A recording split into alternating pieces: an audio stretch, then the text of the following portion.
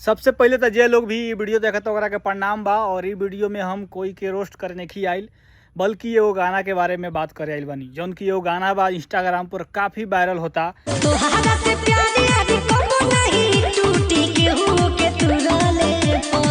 Instagram के साथ साथ यूट्यूब पर भी और हर पब्लिक के दिलो जान में बस गईल बा। वो गाना के नाम बा दोस्ती।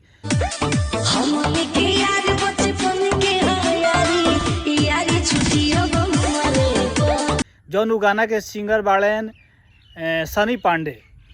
और ये गाना के बीच एगो विवाद हो रहा बा कि विजय चौहान के कहा नाम बा कि गाना हमर ह, ये ट्यून हमर ह।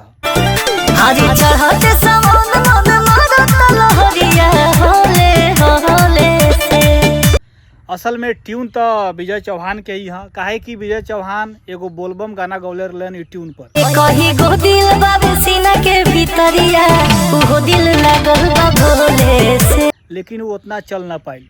उहे ट्यून पर सनी पांडे ई गाना लेके आइलन दोस्ती।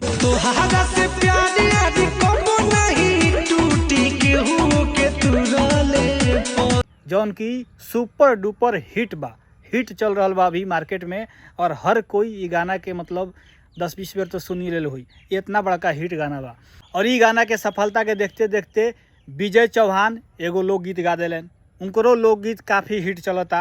अरे गुजरे नजरी से जब ते गुजरिया धड़केला जोरे से, तो ये कहीं गो दिल बाबे सीना के भीतरिया उहो दिल लागल बा तोरे से। उहो कोनो कम नहीं खे, लेकिन ई दोस्ती गाना से थोड़ा सा अभी नीचे चल रहा बा। दोस्ती के पकड़ नहीं के पावत, दोस्ती के टक्कर नहीं के दे पावत।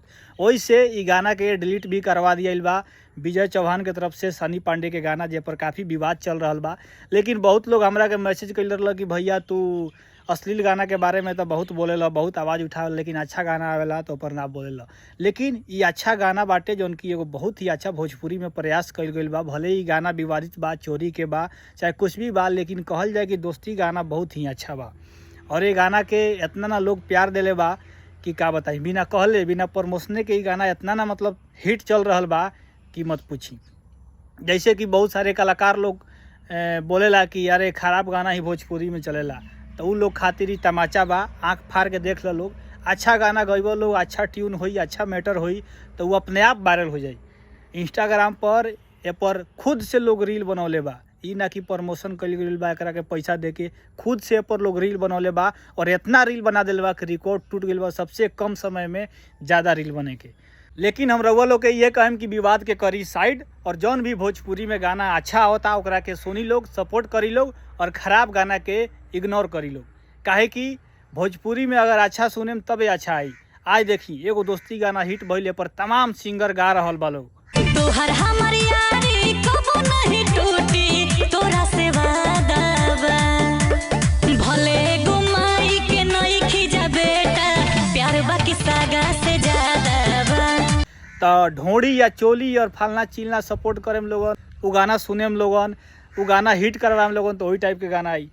तो अच्छा गाना आई तो ओकरा के सुनी लोग। और अच्छा गाना के बहुत लोग सिंगर लोग बा कि कहले लोग कि खराब गाना वायरल होला। उ लोग के हम बता देवे के चाहतानी कि देख लोग, ई गाना के 1 रुपया दे के रील पर प्रमोशन नहीं करावल गई, खुद से ही गाना वायरल बा। अच्छा मैटर गईबो लोग, अच्छा ट्यून गईबो लोग, तो ऑटोमेटिक वायरल होई। ओकरा पर तो के पैसा भी ना लगावे के पड़ी। और ढोड़ी चोली फलना चिलना करबो लोग का तो ये चलेला उहे चलेला, तो ऐसा बात नहीं खे। अच्छो गाना भी चलेला, बस तोहनी के गा के देख लोग, अच्छा ट्यून लावो लोग, अच्छा मैटर लावो लोग, जरूर चली। तो आज के वीडियो में इतना ही। वीडियो अच्छा लगल होगे तो वीडियो के लाइक कर देम, और हमार बात कैसन लागल, सही लागल होई तो एगो कमेंट जरूर कर देम। धन्यवाद।